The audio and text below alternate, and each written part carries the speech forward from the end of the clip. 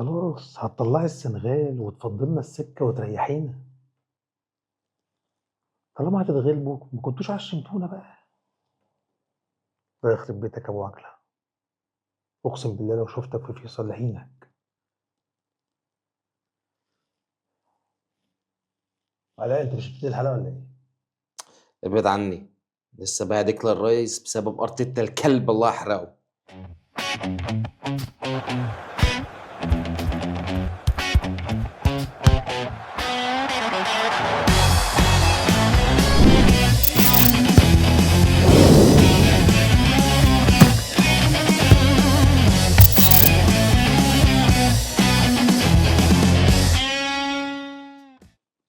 امبارح كان يوم حزين وكئيب للكرة العربية. السودان خرجت الساعة 6، تونس وراها الساعة 9. أنا بعت ديكلان رايس، ما نصرنيش غير الله يكرمه هانز فليك. قول لي. لا والله يعني السنغال والسودان الماتش بصراحة يعني انا كنت متعشم ان السودان تطلع السنغال وتسهل لنا السكة. يعني تخيل كده انت السنغال طلعت من البطولة وبروزوا لنا العشم في أول ربع ساعة. مفيش، ده الدقيقة 6 يعني أمير عبد الله بيجيب جون ولا أروع من كده. والدنيا كويسة والفرقة واقفة كويس. وبدأت يعني في أمل كبير قوي إن السنغال تطلع. لحد ما الله يخرب بيته أبو معجل عجل تدخل السيد أبو عجل. عمل مصيبة سودة في نص الملعب. أنا بقى مش فاهم اللعيب ده إزاي المدرب سابه طول الشوطين. أنا مش عارف. وسابه بعد ما هو كان السبب في جونين. في جونين، ده الجونين تبكى العلاء. سعادتك سي دي ام. المفروض لما حاجات تتشاط من بره مين اللي هيقف في وشها؟ ده انت. علاء ده كوبي بيست، ده كوبي بيست الجونين ونفس بالظبط. اللعيب ونفس اللعيب بنفس الاسيست. من نفس المكان. والراجل قاعد بره. انا حاسس برضه مدرب السودان ما عندوش رياكشنات. هو عامل كده. يا عم نزل، يا عم غيره. انا مش خبير سوداني وما اعرفش في الكره السودانيه، بس على ما اعتقد ان اكيد السودان فيها سي دي ام تاني ينفع يلعب مكان انا ابو قلت عجل. ينزل يا عم، ينزل الحارس الاحتياطي يا عم مكانه، ينزله يا عم اي حد يبقى احسن منه. تقيل قوي، تقيل مش قادر يجري ولا. وبص بيخش على زمايله ولا بيقطع ولا اي حاجه. وعمل مصيبه في الجون الثاني. يعني انا عاوز اقول لك ان بجد يعني حارس مرمى السودان يعني شال ولا بصراحه يعني كويس، عمل شغل في كويس كوره جدا. شالها من بالظبط. نيكولاس جاكسون في الشوط الاول، اعجازيه. دي ما تطلعش، يعني مش اي حد اعجازيه. يطلعها. هو كان في بق الجون، الواد طلع شالها ودى بعد. بالظبط ماشي. عندك برضو عندك يعني الناحيه اليمين كانت قافله على ماني بشكل كبير.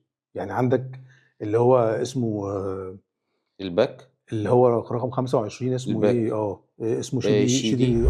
شيدي كان كويس، يعني كان شيدي ومعاه رقم 3 الباك اللي ورا. قلب محمد الدفاع. بالظبط كده اسمه محمد استنى آه، اقول لك، استنى سهل اقول. محمد ابريج. محمد محمد ابريج. ابريق. كان الواد يعني ده برضه مساك جامد قوي. كانوا واقفين على ساديو ماني وقدامهم امير عبد امير. الله. امير. لعيب مهاري خفيف فاهم. والجون اللي وعامل خطوره، جابه عامل جون خطوره. مزيكا. الج- جون حكايه. جون عالمي، جون عالمي ده. يعني عامله ار2 من خرم ابره. بس اقول لك على حاجه، اه كتر خيرهم، عملوا اللي عليهم، كل اللي في استطاعتهم عملوه، متشكرين.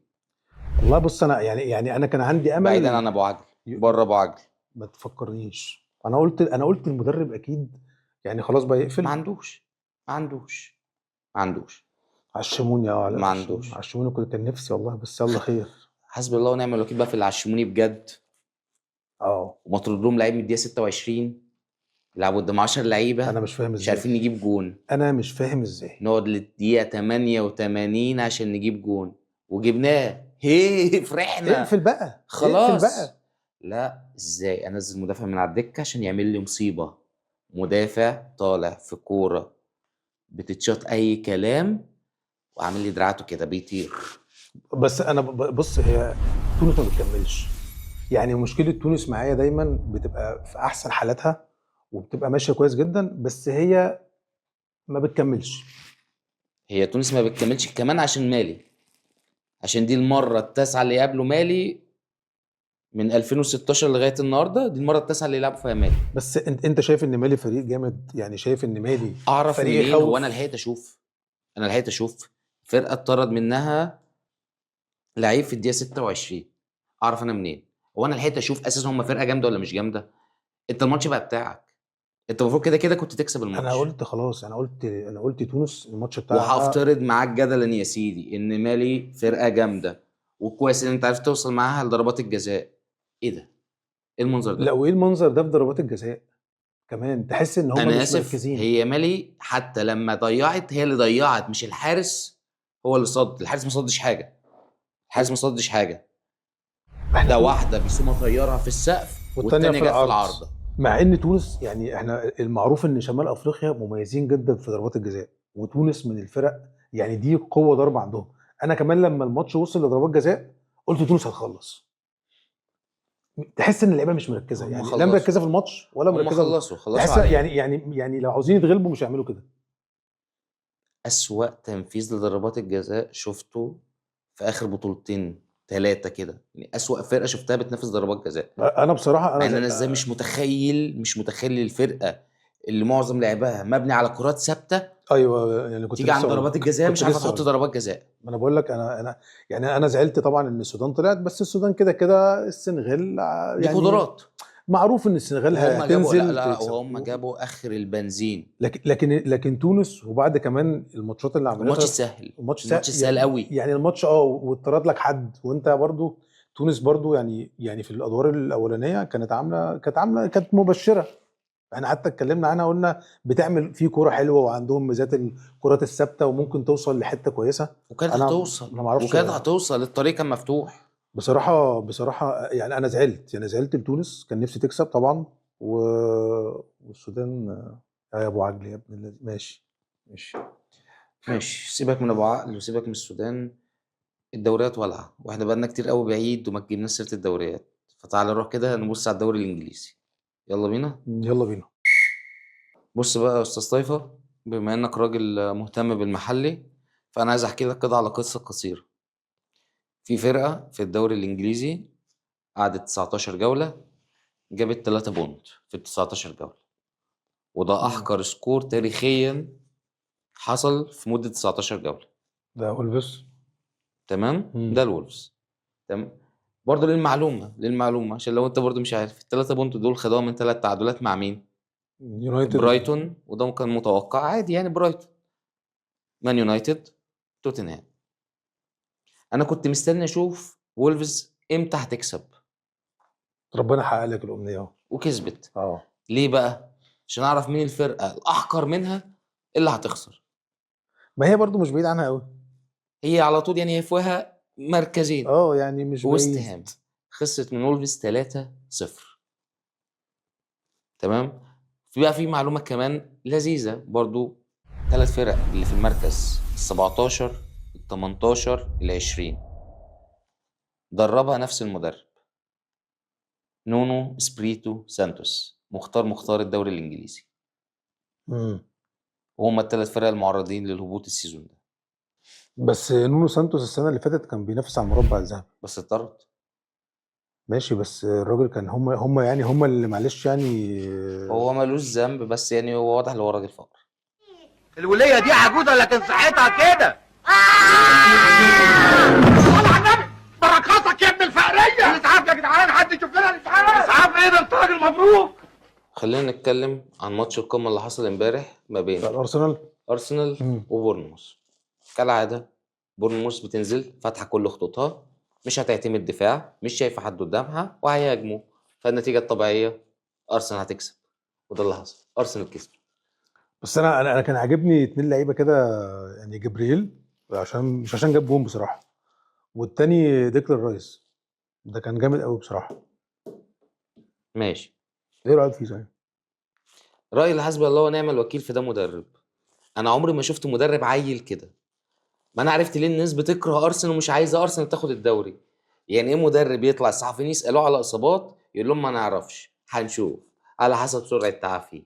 هي دي الإجابات اللي عنده، يعني ثابتة وما بيغيرهاش. استفت قلبك عليه. عمرك شفت مدرب يجي الكاميرا مان عشان يصور السيشن بتاعت التمرين بيخبي العيال عشان ما نعرفش مين اللي هيلعب؟ ما هو ما فيش مدرب بيعمل كده. لا ده بص، بيب جوارديولا ما عملهاش. بس برضه ما دي مدرسه برضه. ان هو برضو يعني عاوز يبقى مكار هو كده. هو الراجل يعني كده خلاص، كده خلاص المدربين اللي قدامه وهو ناجح. طيب بيتفاجئوا. وناجح بكده، هو ناجح بكده. ناجح في ايه؟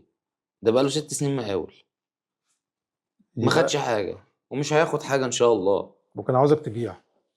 مش هياخد حاجه، والسيتي جاي، وبيب جوارديولا هيطلع ياخد الدوري تاني. نروح يا معلم بقى على ديربي كاتالونيا ما بين برشلونه واسبانيول. انا بصراحه ما اتفرجتش على الماتش عشان كنت بتفرج على ماتش تونس. يا بختك، انا اتفرجت. طيب، بسم الله الرحمن الرحيم. مبدئيا الديربي ده كان مشحون. انا تقريبا بتفرج على برشلونة نقول كده من 2008 وما فوتلهاش ماتش. ده اول مرة اشوف اسبانيول دي بتلعب كورة قدام برشلونة. الديربي ده كان مشحون ليه؟ عشان برشلونة، او يعني اللي ما يعرفش، برشلونة جت السنة اللي فاتت في الميركاتو خدت الحارس بتاع اسبانيول اللي هو اسمه خوان جارسيا بقى حارس برشلونة. تمام؟ بس ما خدتوش صفقة عادية، كسرت العقد بتاعه. فالديربي ده من الاول في تهديدات للحارس، الجماهير مستنفرة، الاستاد حاطين شبك وازاز ومعلقين كل حاجة عشان ما يتخبطش بحاجة في دماغه وهو واقف في الجون. تمام؟ وصلت لدرجة اللي هم خلوا برشلونة يغير لون الشورت اللي بيلعب بيه.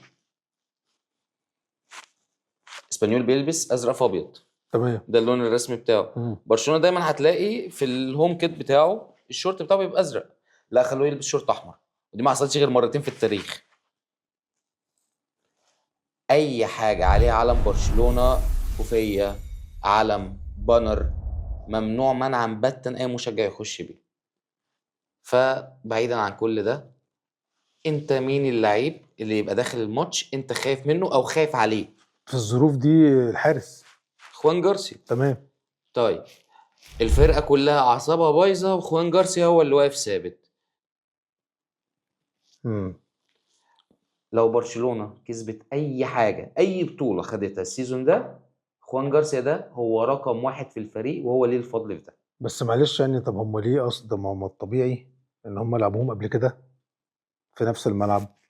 طب مش يعني ليه بس ما النهارده كنتش واخد منهم حارس بكسر عقد غصب عن الفريق وعن المدرب، خصوصا المدرب طلع في السيف فرد صدره قوي وقال لك انا هقطع دراعي لو خرج من اسبانيول راح برشلونه. مش اصل ما اعرفش، اصل انا الكلام ده كنا مثلا ايه الحاجات اللي هي ممكن يبقى فيها اذيه للدرجه دي لما كانت بتبقى حاجات تبع عامة ايطاليا، الديربي ده عمره ما تبع كان مؤذي، واسبانيول دي عمر ما كان ليها اي نوع من انواع الكعب العالي على برشلونه، وفي اسوأ حالات برشلونه كانت بتروح بتكسبها وبسكورات. ما انا عشان كده بقول لك ليه اعصابهم بايظه، ما هم واخدين على الاجواء دي ما اساسا. هو ده بقى اللي انا مش فاهمه، ليه برشلونه تقعد 80 دقيقه في قلب ارضيه الملعب تايهين؟ ليه اسبانيول فرقه اقل منك بكتير، حتى لو السنه دي هم مأديين وفي مركز خامس على عيني وعلى راسي، لا بس يمسكوا عليك كوره برشلونه هتكسب اسبانيول، طيب شيء منطقي. لغايه لما الحمد لله هانز فليك اتدخل في الدقيقه 64 وعمل تبديلاته. نزل ليفا، نزل اولمو، نزل بدري. وهرجع اقول بدري اول وتاني وتالت بدري. هو ليه كان مطلعه اساسا؟ عشان الماتش مش مستاهل، عشان احنا لسه جايين من اجازه وبدري كان في اصابه. فانا ليه اضحي ببدري في ماتش انا عارف اللي هو هيبقى فيه عنف؟ وبدري فعلا اول ما نزل في ضربه جزاء كان المفروض تتحسب لبدري، مدافع داخل جايبه من ورا وهو داخل يشوط الكوره وما اتحسبتش. انا مش مشكلتي التحكيم، انا مشكلتي انا مش عايزه يتصاب، انا مش عايزه يرجع يتصاب تاني. لعيب مهم طبعا. لا هو اهم لعيب، بالظبط. هو يعني هو اللي اول بيلعب لعيب برشلونة. مهم في بالظبط. برشلونه بعد الحارس، بعد خوان جارسيا. هو في من ريحه انيستا يعني في من ريحه اللعيبه دي. تمام. وانا لو ما حدش مصدق كلامي، الكلام ده قاله هانز فليك في المؤتمر اللي بعد الماتش، وطلع قالها صراحه، احنا ما كناش الفريق الافضل وما نستحقش نكسب. المدرب مش انا، بس برشلونه اللي فرق معانا كواليتي اللعيب. بالظبط. تمام. هم ممكن يجيبوا جون في اي وقت. انا اتمنى اللي حصل ده يكون اللعيبه لسه بس راجعه من اجازه بترفرش. الماتش كان تقيل، ديربي اول مره يبقى تقيل. ما هو ظروف الديربي، بص على كلامك، يعني ظروف الديربي ده يعني ممكن تحطهم تحت ضغط نفسي، خصوصا ان هم برضو فيهم لعيبه كتير صغيره في السن، ممكن ما تعرضوش لموقف زي اللعيبه كده. الصغيرين السن ده ممكن يكون الديربي التاسع ما دي الفكره. العاشر اللي لعبوه حاجه كده. بس ظروف بقى، الظروف اللي هي الكهرباء دي هي اللي ممكن تاثر على ادائهم شويه. بس في الاخر يعني اوكي، ما عشان كده بقول لك دي ظروف اتمنى ماتش. ان هو لا دي يكون ده، ظروف بس ماتش. ايه فكت اللي احنا لسه راجعين من اجازه، عشان احنا داخلين على بطوله سوبر. وكويس اللي انت كسبت، انا راضي جدا ان انت كسبت 3 بونت ولسه ضاغط على مدريد عشان ما تاخدش منك صداره. لا ان شاء الله هيكملوا. تمام. احنا عندنا بكره ماتشنا، ماتش مصر، فعايزين ندي شويه توقعات لماتش مصر. يلا بينا. يلا بينا. ماتش مصر هنلعب بمين؟ بص، على قبل ماتش مصر هنلعب بمين. انا شايف يعني في البدايه كده بنين فرقه على الورق، فرقه متواضعه جدا. تمام، والمفروض ان احنا ننزل نكسبها. طبيعي.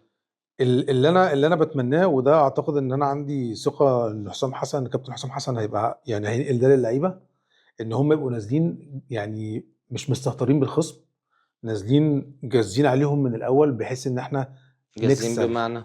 يعني نبقى نازلين ضاغطين، نضمن الفوز بدري بدري. لا لا لا، ملهاش لازمه. الفرقه دي بتلعب على المساحات، هتضغط هتسيب مساحات، ممكن يعرفوا يضربوك. طب وليه ما نلعب لعبنا بطريقتنا وننزل على الهادي خالص ونسيب الماتش يمشي، وهنعرف نجيب اجوان، لان هي الفرقه خط ظهرها مش حلو. الحارس بتاعها اديك شفت على الله خالص ساعه ماتش السنغال، ده بيجري ورا الكوره مش بيترمي على الكوره. احنا اهم حاجه بس كمان يعني الفرقه دي مميزه في حته الفاولات، الضربات الثابته بتاعتهم خطيره جدا. مش يعني للدرجه، بيشوطوا حلو قوي مش على فكره. للدرجه. انا مش معاك اللي احنا ننزل نضغط عليهم يعني او مش نجز عاوزين عليهم فاولات من جنب ال الاول. 18 وعلى حدود فاهم يعني ايوه، ما يعني هي الفاولات دي كانت بتطلع لهم من ايه؟ هي الفرق اللي قبلوها برضو بيلعبوا معاهم رايح جاي وبيفتحوا لهم مساحات. انا ليه اديهم مساحات اصلا؟ ما انا لعبي طبيعته ما فيهوش مساحات. هنلعب لعبنا بس ما ما نبقى لو هنلعب لعبنا يبقى مش هنضغط. بص يعني ما نبقاش مستهترين بالخصم، عارف، ما يبقاش فيه رعونه في اللعب، واخد بالك ازاي. ده قصدك ده قدام في الفينش؟ وفي خط الظهر وفي الوسط، يعني فاهم. ماشي، لا تستهين بيه ولا تحترمه اوفر. ما اعرفش، انا رايي غير كده. انا رايي ان انت تحترمه اوفر في الاول لحد ما تجيب لك يعني تضمن المكسب، وبعد كده انا رايي اللي هي فرقه متواضعه، نلعب لعبنا عادي جدا، هنطلع من الماتش باللي احنا عايزينه. تمام. انت التشكيل انا بالنسبه لي اكيد يعني هلعب بالشناوي، الباك اليمين محمد هاني، ياسر ابراهيم، رامي ربيعه، وانا بقول يلعب بفتوح. اوكي. نص الملعب هيبقى عندك حمدي فتحي ومروان عطيه. ماشي. تالتهم؟ تالتهم لو وده اللي كابتن حسام حسن بقى يقرره، مم. لو امام عاشور في الفتره اللي فاتت دي او في الكام يوم اللي فاتوا فورمته رجعت بشكل كبير يبدا بيه، لو ما كانش يبقى زيزو. بص انا معاك في كل حاجه تمام، بس انا عايز امام. انا هو الماتش ده بالذات عايز امام. ما هو امام في الماتش ده هيبقى شويه كالتحامات يعني تبقى عوده امام، مش فاهم. عايز مش سيبك من الالتحامات. امام في الماتش ده الفرقه دي بنسبه كبيره هتنزل تقفل قدامك ورا، صح ولا انا غلطان؟ مظبوط. طيب، مين اللي بيعرف يفك العقد وراه؟ امام عاشور. حلو، يبقى مين؟ يبقى ده ماتش مين؟ امام. بس امام مش في حالته. لو امام في كام يوم اللي احميه فاتوا. احميه احميه. يعني بص، امام ما لعبش الماتش اللي فات. انت اخر مره امام لعب امتى؟ اخر مره لعب ماتش جنوب افريقيا. من ماتش جنوب افريقيا لتاريخ يعني للماتش ده. دي فتره كويسه بالظبط جدا كده. يرتاح ويتعدي فيها بدنيا عشان اتمنى ينزل الماتش ده اتمنى جاهز. ان هو يكون رجع يعني رجع بنسبه كبيره جدا لحالته، ويبقى هو طبعا رقم واحد يعني انا دي وجهه نظري يعني يعني قبل انا زيزو. بالنسبه لي اتمنى اللي هو مش زيزو، لان الماتش ده بالظبط. بتاعه هو. بالظبط. وزيزو الدوره يعني زيزو البطوله دي مش زيزو بصراحه. واتمنى اللي هو يلاعب مصطفى الشوبير، ولو اني عارف ان ده برضه مش هيحصل، وهيلاعب الشناوي برضه. الشناوي تمام. ماشي. احنا عندنا بقى انت طبعا بتتكلم قلت هيلعب مين في الباك؟ فتوح. فتوح. اه مش حمدي. فتوح الماتش اللي فات كان يعني كان هايل بصراحه. خد بالك برضه انت كنت بتلعب قدام ماتش انجولا وانت مش عايز حاجه من الماتش، والماتش ما كانش فيه ضغط. بس ادي الفتوح شويه، يعني فتوح محتاجينه. احنا في فتوح دور لو فاق 16 ستيل، هيبقى. احنا في دور 16. ما انا يعني انا وجهة نظري فتوح. انا ماشي. وجهه نظري فتوح. أنا وجهة فتوح نظري كمان حمدي. بيلعب كمان. بص فتوح عنده ميزه، يعني غير يعني أقول لك على غير حاجة، أنا ممكن أبقى معاك في حالة واحدة، اللي هو هيلاعب إمام عشان فتوح بيعرف يضم من نص الملعب، فهيعرف يكفر نص الملعب عن إمام لو حصل حاجة. وفتوح كمان بيعرف يلعب الكره اللي بيضرب بيها الدفاع من ورا لقدام دي. فتوح بيعملها حلو قوي بصراحه. أوكي. تمام. ماشي. قدام طبعا يعني انت عندك صلاح مرموش. صلاح مرموش خلاص كده كده إمام هيبقى تحته، اه يعتبر هو برضو هو الكام. ومصطفى محمد. لا. ليه لا؟ تريزيجيه. ليه لا؟ خليه تريزيجيه عادي زي ما هو. لا، مصطفى محمد ما اداش حلو ومستواه مش حلو في البطولة، وخد فرصته في ماتش انجولا كاملة ما عملش اي حاجة بيها، استغلهاش خالص. بص انا مصطفى محمد، يعني انا مصطفى محمد شايف ان ماتش زي ده انت عايز ممكن تكسب؟ يجيب جون. انت عايز تكسب ولا عايز تفضل تدي في اللعيبة فرص؟ انت عاوز تكسب وفي نفس الوقت لا، انا عايز اكسب. انا عايز اكسب بس. انا عايز اعدي. وهو اثبت لنا لما نزل كل اللعيبة اللي الناس كانت بتطالب بيهم في ماتش انجولا، اللي هو يا جماعة انا عندي 11 اساسيين كويسين ودول الاحتياطي بتاعهم. بص شكرا. يعني لو بدأ بتريزيجيه ومرموش صلاح، مصطفى محمد ينزل زي ما بينزل في اواخر بس الماتشات. يديله من بدري شويه عشان مصطفى محمد لو جاب جون بس هتلاقي مصطفى انا محمد مش عايز بتاع العب زمان على رجع. انا مش عايز العب على ماتش زي ده بالنسبه لمصطفى محمد ممكن تبقى بديل كامباك. مش اساسي. بديل مش ماشي، بديل اساسي. انا معاك بديل، بس يديله من بدري شويه ان شاء الله نضمن الماتش من بدري ويبقى عنده فرصه ان هو يعني يعمل حاجه زي كده. واتمنى يكون حظنا احسن من حظ الدول العربيه امبارح. يا رب ان شاء الله. لا ان شاء الله باذن الله، يعني المفروض ان بنين يعني ان شاء الله يعني على الورق وكفرقه احنا المفروض ننزل نكسبها. طب هسألك السؤال اللي سألته الراجل، قول. تتوقع نكسب الفرقه دي كام؟ عايز تعرف الراجل قال كام ولا لا؟ لا رجب قال كام؟ قال 1-0. قال 1 او 2، لا قال 2 انا 2-0. قال انا 2-0. انا انا اتنين برضه. انا ممكن نكسب انتوا الفرق ليه اتنين. ضايقين في لا سكورات؟ ممكن نكسب اتنين. طيب تمام. انا قلت نكسب 3. يا ريت. يا يعني ريت. اتمنى ماتش يبقى فيه جوان ويبقى ممتع ونعدي كده من الدور ده ايزي جدا. ما هو بص انا يعني اتنين وتلاته واربعه دي كمان ممكن بقى، بس على حسب توقيت اللي جون. انا يعني بتكلم على اساس الفرقه اللي قدامي. انت لو جبت جون بدري، وبعد كده يعني لو جبت جون بدري ممكن يفتح معاك الماتش، ممكن توصل لثلاثه. فنتمنى ذلك. بس لو الجون اتاخر شويه هي دي بس اللي ممكن يعني هي دي اللي هتبقى مشكله، او مش تبقى مشكله، هتبقى انت يا دوبك عاوز تجيب جون اتنين بالعافيه. هي بس الميزه انك تجيب جون بدري. ان شاء الله ونكسب. هم زي ما هيفتحوا لو قلت انت لك جبت جون 3. بدري، هم هيفتحوا. هما كده كده بيفتحوا لعبهم على طول، مش محتاج تجيب لهم جون بدري. انا الماتشات اللي شفتها للفرقه دي هي على طول عايزه تهاجم، عايزه تفتح ملعب. بس انت عندك بكره يعني لو هم اكيد بيحترموا منتخب مصر، لان منتخب مصر هيرجعوا افريقيا، خطوتين ويقفوا وعندك ورا. صلاح وعندك مرموش، ودول مرعبين بالنسبه لاي فرقه. لو استدركتهم اعتقد هم يبقوا تحت الكوره في الاول، يعني يهمدك، استدرجهم. وبعد كده يلعب لعبهم بقى. العب مرتدات، الموضوع خلص. يعني ان شاء الله يبقى ماتش سهل ونكسب، انا دي ان شاء الله باذن الله يعني. باذن الله. بس كده خلاص، نتقابل بعد ماتش مصر ان شاء الله. ان شاء وان شاء الله الله نكون كسبانين باذن الله. يلا سلام.